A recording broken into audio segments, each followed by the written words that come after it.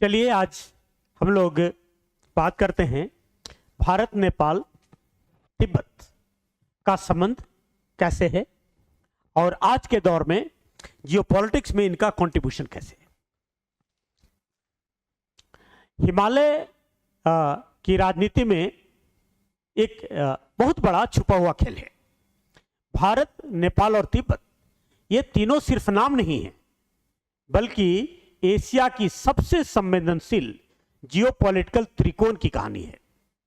हिमालय की बर्फीली चोटियों के पीछे ऐसा राजनीतिक खेल चल रहा है जिसने चीन, भारत और पूरी दुनिया की रणनीति बदल दी है। सवाल यह है कि आखिर नेपाल किसके साथ खड़ा है और तिब्बत का मुद्दा आज भी भारत चीन रिश्तों में आग क्यों लगा देता है।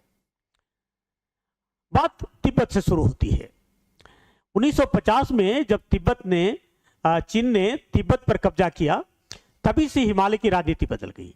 पहले तिब्बत और भारत के बीच एक बफर जोन था, लेकिन चीन के कब्जे के बाद भारत की सीमा सीधे चीन से जुड़ गई। यही वजह है कि भारत के लिए तिब्बत सिर्फ एक पड़ोसी क्षेत्र नहीं है, बल्कि राष्ट्रीय सुरक्षा का सबसे बड़ा मुद्दा बन गया है। अब बात करते हैं कि दलाई लामा का भारत से क्या संबंध है। देखिए, 1959 में जब तिब्बत में चीन के खिलाफ विद्रोह हुआ, तब तिब्बती धर्मगुरु दलाई लामा भारत आ गए। भारत ने उन्हें शरण दी। चीन को यही बात सबसे ज्यादा चुभती है। चीन मानता है कि भारत तिब्बत कार्ड का इस्तेमाल कर सकता है, वही भारत इसे मानवता और धार्मिक स्वतंत्रता का मामला बताता है। यही कारण है कि तिब्बत आज भी भारत चीन तनाव की जड़ बना हुआ है। अब बात करते हैं कि नेपाल का इसमें क्या रोल है। नेपाल हिमालय का सबसे महत्वपूर्ण खिलाड़ी है। नेपाल एक छोटा देश जरूर है, लेकिन उसकी लोकेशन उसे बेहद ताकतवर बना देती है। एक तरफ भारत और दूसरी तरफ चीन।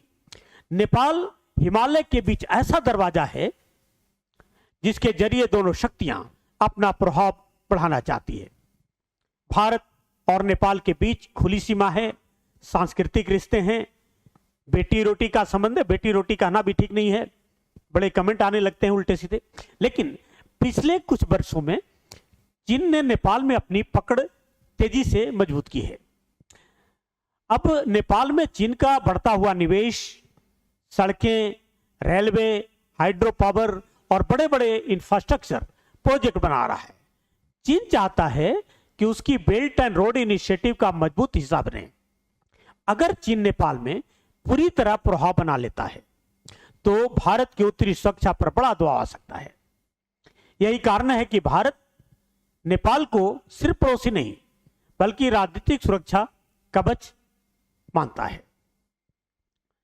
भारत नेपाल रिश्तों में तनाव क्यों आ गया, इस पर कुछ साल पहले एक घटना घटी। नेपाल की सरकार ने एक नया राजनीतिक नक्शा जारी किया, जिसमें काला पानी, लिपू लेक और लिम्फुआधुरा को अपना हिस्सा बताया गया।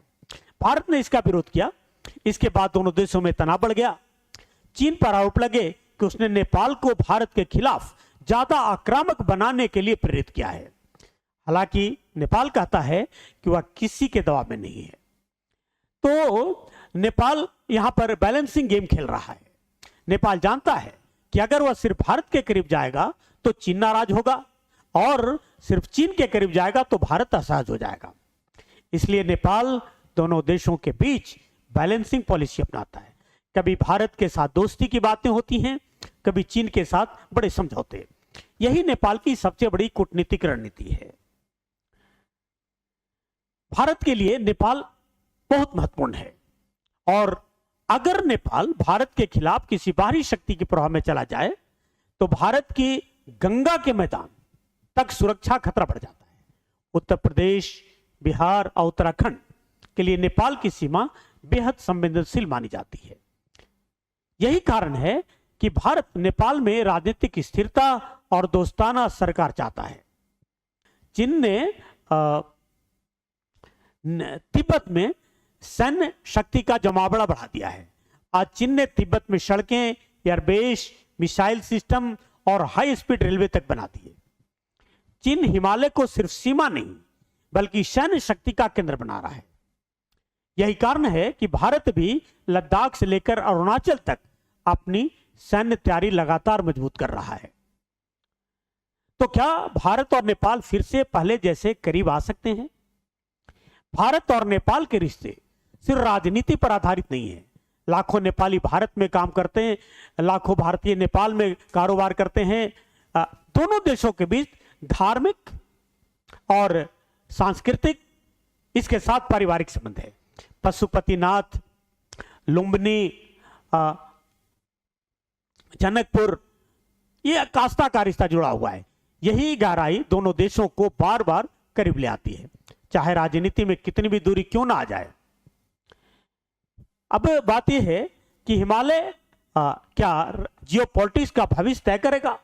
आने वाले समय में भारत, नेपाल और तिब्बत की जियोपॉलिटिक्स सिर्फ दक्षिण एशिया नहीं बल्कि पूरी दुनिया की राजनीति को प्रभावित करेगी। चीन हिमालय में अपना दबदबा बढ़ाना चाहता है, भारत अपनी सुरक्षा मजबूत करना चाहता है, और नेपाल दोनों के बीच संतुलन बनाकर अपना फायदा उठाना चाहता है। असली सवाल यही है कि क्या हिमालय शांति का क्षेत्र बनेगा या आने वाले समय का सबसे बड़ा राजनीतिक संघर्ष? अब बात यह है कि अगर नेपाल एक छोटा देश है तो इतना महत्वपूर्ण क्यों है? यह महत्वपूर्ण इसलिए है कि शायद आप हिमालय की असली राजनीति को अभी तक नहीं समझ पाए, क्योंकि आने वाले समय एशिया के सबसे बड़ी जंग बंदूकों से नहीं बल्कि पहाड़ों, सड़कों और कूटनीति से लड़ी जाएगी।